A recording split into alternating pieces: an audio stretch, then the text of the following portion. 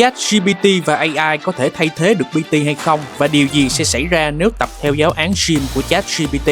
Trong video này, ekip chúng mình sẽ tập gym một buổi lưng theo giáo án của ChatGPT và tập lưng theo giáo án của một PT là người thật. Tại sao mình tập lưng mà nó lại cho mình đi khởi động đạp xe ta? Nhưng mà chắc chắn ChatGPT sẽ không chỉ mình cái này đúng không? Để xem sự khác biệt là gì và để trả lời cho câu hỏi liệu AI có thể thay thế được PT hay không và giáo án tập gym miễn phí trên AI có thật sự miễn phí. Đây là buổi tập lưng của mình giữa ChatGPT và PT thật.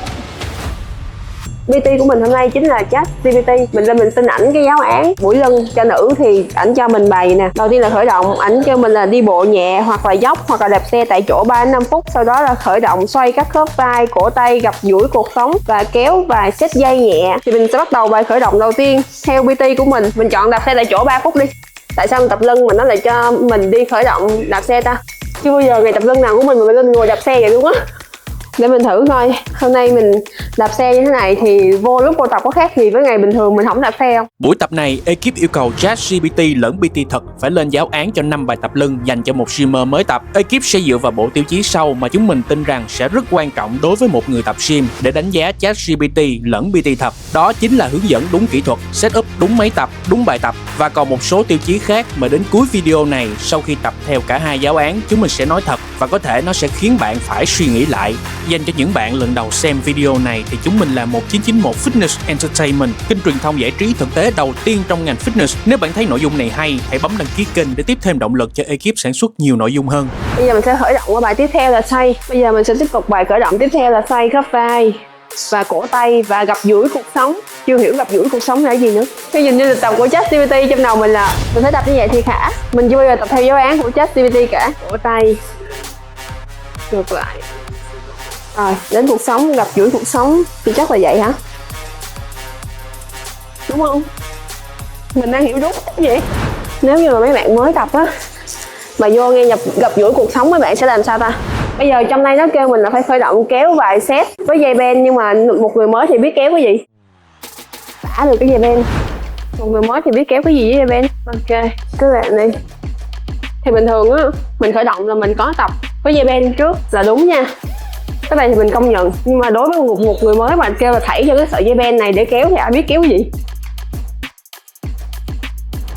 Sau khi khởi động hết tất cả các bài mà ChatGPT đưa thì mình cảm thấy cũng không hiệu quả lắm. Ví dụ trên thang điểm 10 thôi nha, thì cái mức hiệu quả chắc là 3. Bài đầu tiên ảnh kêu mình tập lat pull down. Mình thì biết lat pull down là gì rồi, nhưng mà người mới thì làm sao người ta biết lat pull down là gì? Bây giờ mình phải đóng vai trong tâm thế là một người mới thì người ta sẽ làm cái gì? Lên YouTube, mình sẽ lên YouTube mình search coi lat pull down là cái gì. Cái nào mà ra nhiều nhất thì mình sẽ chọn mình tập đó. Nó sẽ cho mình ra cái giống vậy. Lat pull down là với cái cây dài nhất.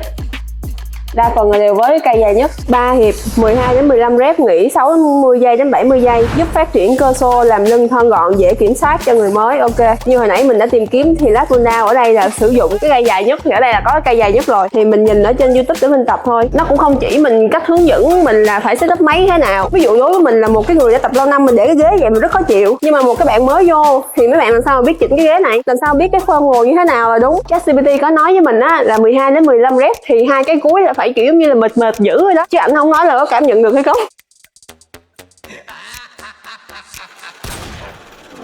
Nói chung là mọi thứ mình đều phải tự bơi, tự lực cánh sinh hết. Phải tự lên kiếm là ở cái bài tập đó, rồi mình phải tự chọn luôn cái bài tập. Rồi một người mới khi mà kéo lát mới thì người ta sẽ kéo vậy. Mình chắc chắn luôn á. Mình đã thấy những cái trường hợp các bạn ở trong phòng tập, các bạn mới các bạn tập cái form size như thế này rồi. Khó khăn của bài thứ hai thì cũng tương tự bài thứ nhất thôi. Nó có quá nhiều dụng cụ để mình có thể chọn được một cái dụng cụ phù hợp với mình hoặc là theo nhu cầu mục tiêu của mình. Đối với một người mới thì người ta sẽ không biết là chọn cái gì. 3 hiệp 12 đến 15 rep, nghỉ 67 giây, tập trung vào cơ lưng giữa, cải thiện tư thế đứng thẳng cũng là một cái phần quen thuộc thôi luôn. Có rất là nhiều cái dụng cụ ở đây thì một người mới người ta biết chọn cái nào để người ta kéo, đúng không? Thì đại đi, có cái gì móc ở đây thì chắc chắn là mình thấy móc ở đây là người ta đã tập nhiều rồi thì mình chọn cái này luôn. Mình thấy đa phần mấy bạn mới á, mấy bạn sẽ tập kiểu như nằm ra vậy nè. Các bạn mới á, các bạn kéo lưng giữa các bạn sẽ nằm ra như vậy. Tay thì chống như vậy, cầm cục tạ như vậy. Cái này là mình đã biết tập rồi chứ mình không thể diễn như là tập sai hay gì hết. Nhưng mà những bạn mới người ta không biết tập thì người ta sẽ dùng tay để kéo như thế này nè. Từ bài thứ nhất, bài thứ hai, bài thứ ba, bài thứ tư, bài thứ năm. Bài nào đối với mình á, khi một người mới tập luyện khó khăn là thứ nhất là mình biết cái tên bài đó nhưng mình không biết là tập cái gì với nó đó. Đến bài thứ tư là kéo xà trợ lực. Nếu không có máy thì mình đã kiếm được cái máy luôn rồi. Mọi người hãy coi như là mình đã lên YouTube và mình kiếm cách xài nhé. Nhưng mà tại sao anh ChatGPT ảnh lại cho cái bài này thứ tư. Trong khi đó nãy giờ tập hết 3 bài nặng rồi. Không ai check kỹ thuật, không biết tôm tập như thế nào là đúng, không biết là setup máy, kỹ thuật mình tập đúng chưa, thì một buổi tập mình cảm thấy nó không hiệu quả. Thật ra bây giờ mình đang tập là mình đang tập cũng gần chuẩn form rồi. Chứ nếu mà một người mới, mình thấy mấy bạn ở phòng gym á, mấy bạn mới mà chưa biết tập á, bạn sẽ kiểu vậy nè. Đó. Thì nó rất là hại khớp luôn á. Kết thúc buổi thì ChatGPT kêu mình đó là giãn cơ lưng nhẹ nhàng 3 đến 5 phút. Nhưng mà bây giờ giãn cái gì? Đối với một người mới thì ai biết giãn cái gì? Sau khi kết thúc buổi tập lưng với ChatGPT thì mình thấy có nhiều điều chưa ổn lắm. Tiếp theo mình sẽ có một buổi tập lưng với một anh PT là con người thật. Và sau khi kết thúc buổi tập lưng mình sẽ đưa ra đánh giá giữa ChatGPT và PT là con người thật. Bây giờ sẽ là một buổi tập lưng với anh PT là một con người thật của mình. Đây là anh PT là con người thật. Con người thật này cũng không khác ChatGPT là mấy, ảnh chìm lời. ChatGPT cho em tập gì nè. Đầu tiên là khởi động bài chính, lat pull down, seated cable row. Yeah. Cái gì? Seated cable row. Rau là cái gì? Rô. Đọc cho đúng. Trời ơi, sao mà thử thách con dữ vậy? Cái giáo án là gọi là cái giáo án quốc dân luôn. Gần như là trước đây một người mới đi tập nào cũng tập những cái đó hết. Cái rào cản duy nhất mà mình thấy cái lịch tập của ChatGPT nó đưa chính là không có hướng dẫn kỹ thuật. Bạn mới toanh luôn, hoặc là bạn xin lịch tập của ChatGPT bạn đưa cho một ai đó thì mình nghĩ là không nên. Ở buổi tập lưng với PT thật, ekip sẽ bí mật để Nhi tập các bài lưng đều sai để giả định cho tình huống một người mới chưa biết tập thì tập với PT trực tiếp có khác gì so với ChatGPT hay không. Và ở phần tiếp theo, ekip cũng sẽ tiết lộ suy nghĩ của các PT và vận động viên thể hình chuyên nghiệp về chủ đề này để xem họ nghĩ như thế nào. Tricep overhead extension.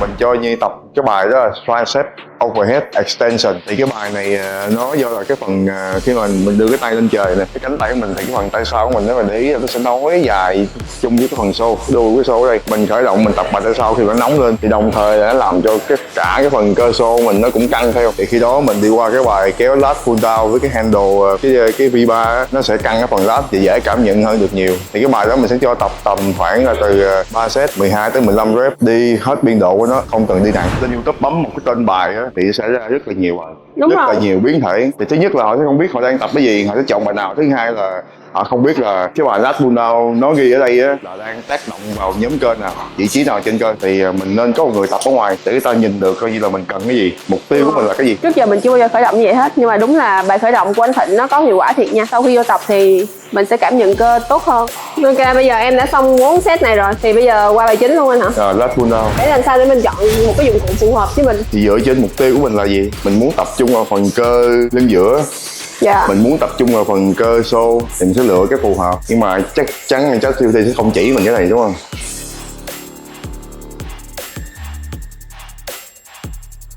Là ChatGPT không chỉ mình móc này hả? Không, đó là tăng biên độ giãn của cơ. Ok. Mục tiêu là gì? Em muốn tập quanh đây. Rồi gắn vô, đây là xô. Rồi. Ủa tại sao không phải là cái cây dài là cái này vậy anh? Biên độ đi của xô là nó nằm, nó phải như vậy. Nó phải đi từ cùi chỏ đi xuống cái hông. Còn nếu như mình cầm những cái cây này á, thì nó vẫn tác động vào xô được. Nhưng mà cái biên độ đi sẽ không nhiều bằng những cái này. Nếu như bạn là một người mới, mình sẽ không cần quá tập trung ưu tiên bất cứ một nhóm cơ nào trên người hết.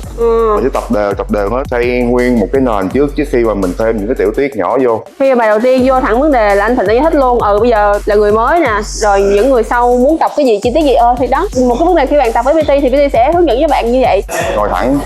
Rồi tiếp theo á, là có một cái điểm rất là quan trọng, đó chính là cái phần xương ức của mình. Xương ức của mình nó được kéo giãn nâng lên. Và khi mà mình cầm những cái thanh này là mình muốn target vào cái xô của mình đó, thì mình không được ưỡn ngực luôn. Khi mình ưỡn ngực thì những cái nhóm cơ phía sau của mình đó, nó bị bó lại, nó bị giảm biên độ thì nó sẽ không tác động vào cơ xô được nhiều. Lat pull down dùng với cái V3 là cái tay hẹp á, cái biên độ nó tác động ở phần cơ xô của mình. Cái tác dụng đó là làm cho cái cơ thể của nam nữ gì á, nó sẽ ra cái hình V shape một xíu, nó rộng cái phần này nè, rộng phần xôi này. Cái đúp làm sao cho cái cục này nè nó luôn nằm ở giữa đùi của mình, mở lồng ngực ra rồi kéo thẳng một đường xuống.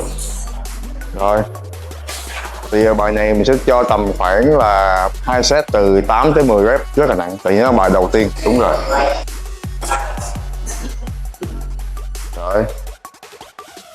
Cái grip này với cái bài Shifted Cable Row luôn thì nó sẽ đánh vào toàn bộ phần nhóm cơ lưng của mình, nó không có quá tập trung vào upper back hay là phần cơ lát của mình. Shifted Cable Row, một bài kéo ngang nhưng vẫn dùng với cái V3 grip. Thì ở đây nó khác biệt một xíu, khi mà mình kéo ngang với cái V3 grip đó thì nó sẽ tác động ở phần gọi là giữa upper strap này, middle back này, rồi cái phần lát và một xíu lưng dưới luôn. Lưu ý á, là cố gắng luôn luôn ngồi thẳng, cứ nghĩ tới cái việc là kéo hết cùi chỏ ra phía sau đi, chứ đừng nghĩ tới cái việc là kéo cái thanh đòn đụng sát người mình. Bài này thì cho đi là tầm 3 set từ 10 đến 12, vì đây là một bài khá là nhẹ để mình chuẩn bị cái bài tiếp theo, đó là bài dumbbell bend over row. Cái lỗi sai mà những cái bạn mới tập đó chính là khi mà bạn cúi xuống là thấy sai rồi. Thứ hai là cục tạ không xuống đúng trọng tâm mà đi về phía trước vậy, đẩy hông, khi đẩy hông cục tạ nó sẽ đi theo cái trọng tâm mình đi xuống, đi thẳng xuống dưới, đẩy thông đồng thời gặp cái người lại, thì lúc đó là mình đang nằm trong cái thế chủ động, mình đang muốn cho cục tạ đi xuống theo ý mình, xuống chỗ nào cũng được, về cũng được, về cũng được, về cũng được. Việc của mình tiếp theo là mình kéo lên thôi. Đối với bài thứ ba là bài dumbbell row. Khi mà bạn tập luyện một người PT là một người thật sự thì người ta sẽ hướng dẫn bạn kỹ nhất, từ các bạn lấy tạ, set up này kia thì anh Thịnh anh set up, ảnh chỉnh cho mình từ cái nhỏ nhất như vậy. Và mình chắc chắn một điều là ChatGPT cũng không làm được điều đó. Một lỗi mà người mới sẽ bắt gặp đó là họ sẽ quan tâm tới việc là cục tạ kéo cao tới đâu, chứ họ không quan tâm tới việc là cái lưng mình có hoạt động đóng mở hay không. Tập trung vào cái việc là kéo cùi chỏ ra lần sau sai nhất có thể người mình là thành công. Cái bài dumbbell bend over row này á, nó sẽ giống như cái bài Shifted Cable Row mình vừa mới cầm, nhưng mà nó yêu cầu cái độ kiểm soát cao hơn, kỹ thuật nó cao hơn, tác động của nó sẽ vẫn y chang như là cái bài Shifted Cable Row luôn. Nó dễ đưa cơ thể mình tới trạng thái gọi là quá tải hơn, thì nó khá là tốt để mình gọi là mình build được toàn bộ cái phần mass của cơ lưng mình luôn. Ngang gối hay thấp hơn anh? Đúng là ngang gối. Tác dụng của bài Red Bull này thường là thứ nhất là cho khỏe cái phần cơ dựng sống lưng của mình nè, đặc biệt là những cái anh chị em nào mà hay ngồi làm việc văn phòng lưng bị gù á, thì cái phần cơ này của người ta họ bị giãn, thì bài Red Bull này một phần giúp cho nó co lại. Cái bài Red Bull sẽ cho tập thì 3 set 8 tới 10 rep. Thì cái bài này thường các bạn sẽ cho hay tập bằng cái ghế back extension nè, hoặc là deadlift bằng dumbbell, biến thể nào cũng được, miễn là mình tác động được cái cơ dựng sống lưng của mình. Trong khi đó thật sự cái bài Red Bull này nó không nên mỏi phần lưng dưới. Vậy là mỏi phần nào mới đúng, anh quay anh chỉ giùm đi. Nếu mà cảm thấy nóng máu của mình nó dồn hết lên nguyên cái nóng cái người nè, rồi máu dồn hết nguyên cái lưng của mình á là đúng. Là bây giờ mình tập mình sẽ thấy nóng máu cái chỗ đó. Đúng rồi, nóng máu. Đó vậy đó. Đối với bài lưng dưới, đó cũng là một cái bài nhìn dễ nhưng lại không dễ. Nhưng mà bạn chỉ cần sai một cái chuyển động nhỏ hay là một cái gì đó thôi thì sẽ lệch nhóm cơ hoặc là tác động nhóm cơ sai. Thì cái điều này mình đảm bảo ChatGPT cũng không biết. Rồi cuối cùng sẽ là bài tricep push down để kết thúc cái ngày kéo luôn. 3 set 12 tới 15 rep. Khi mà mình tập cái phần lưng rồi, tập các bài kéo rồi, cái tay trước mà được tác động và nó sẽ dễ tới cái tình trạng là bị quá tải. Thì khi mà các bạn tập tay trước á, thì có người cảm nhận không tốt nè, hoặc là cơ của họ sẽ dễ bị chụp rút ở ngay phần cẳng tay, tại do tập một cái mũi lưng quá nặng. Thay vào đó mình sẽ tập một cái bài để giãn cái tay trước lại, đó là tay sau. Kết thúc buổi tập lưng giữa ChatGPT và PT là người thật thì ngay bây giờ sẽ là phần đánh giá theo tiêu chí của ekip để trả lời cho câu hỏi liệu ChatGPT có thay thế được cho nghề PT hay không. Nhưng trước tiên sẽ là phần chia sẻ của các nhân vật mà ekip đã phỏng vấn. Vận động viên thể hình Bách Nguyễn hiện đang sinh sống, làm việc và thi đấu tại Canada. Theo quan điểm của cá nhân bản thân mình thì ChatGPT sẽ không thể nào 100% có thể thay thế được các personal trainer, bởi vì một số những cái điểm hạn chế, khả năng đánh giá chuyên môn về thể trạng cũng như vận động của từng cá thể riêng biệt, hoặc là khả năng thay đổi cái coaching plan dựa theo tâm lý và cái lifestyle, cái lối sống của khách hàng theo từng giai đoạn transformation. Tiếp theo sẽ là phần chia sẻ của một bạn PT có tên là Minh Po.